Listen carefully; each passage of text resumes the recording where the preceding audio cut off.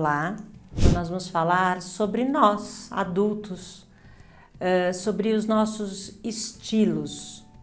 Tem essa autora, uma psicóloga adleriana chamada Nira Kefir. Ela escreveu um livro sobre personalidade e prioridade de estilos de vida.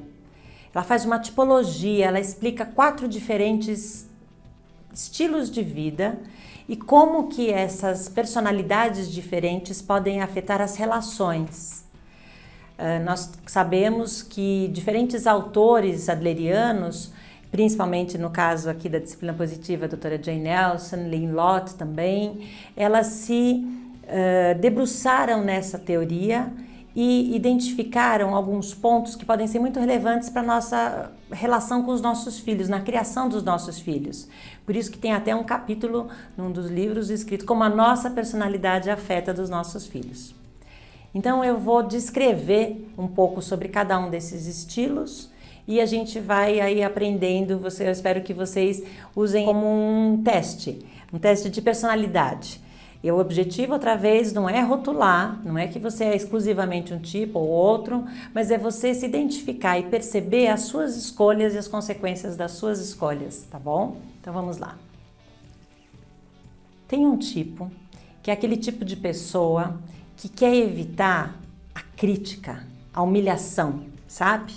A todo custo, não suporta uma crítica.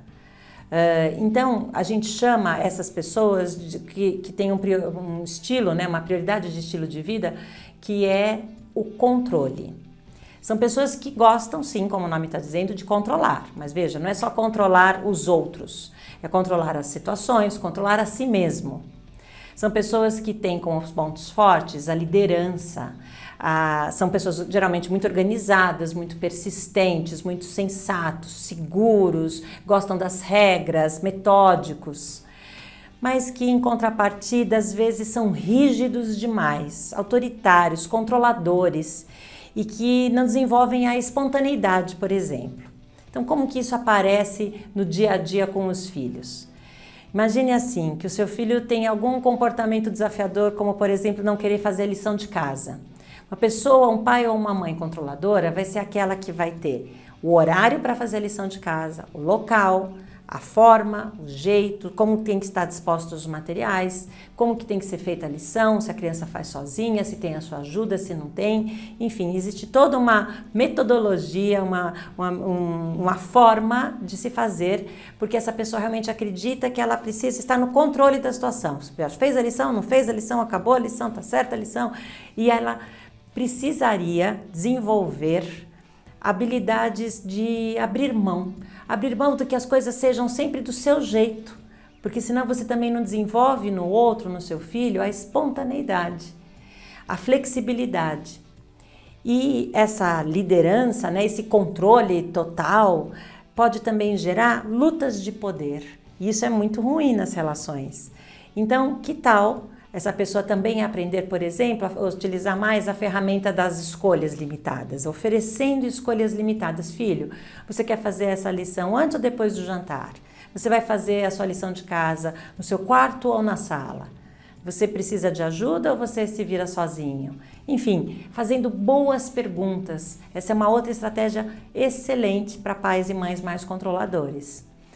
Envolver as crianças nas decisões. Em relação à lição de casa, por exemplo, deixá-lo decidir que horas, como, em que local, em que condições, porque essa é uma forma de desenvolver autonomia nas crianças.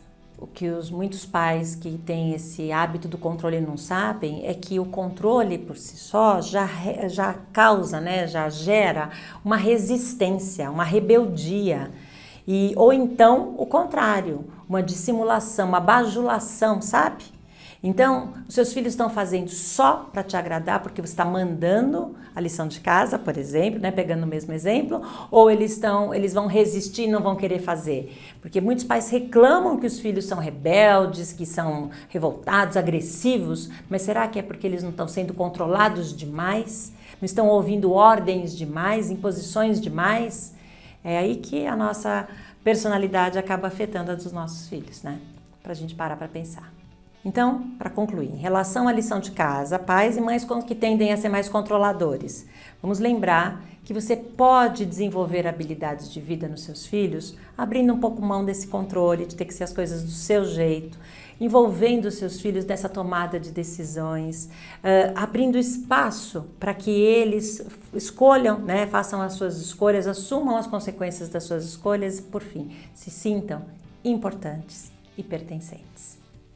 Essa postura mais democrática que a gente está sugerindo vai garantir que o seu filho se sinta mais envolvido, mais convidado a querer fazer a lição de casa, né? Cá entre nós não estamos sempre super motivados a cumprir os nossos deveres e as nossas obrigações. Então, ao invés de apelar para o tem que fazer porque eu estou mandando, ou esse é um dever, é uma obrigação, isso não motiva a gente, isso não encoraja a gente. Uma postura mais democrática, que envolva seus filhos, vai dar vontade deles quererem fazer a lição de casa. Não é mais empoderador isso?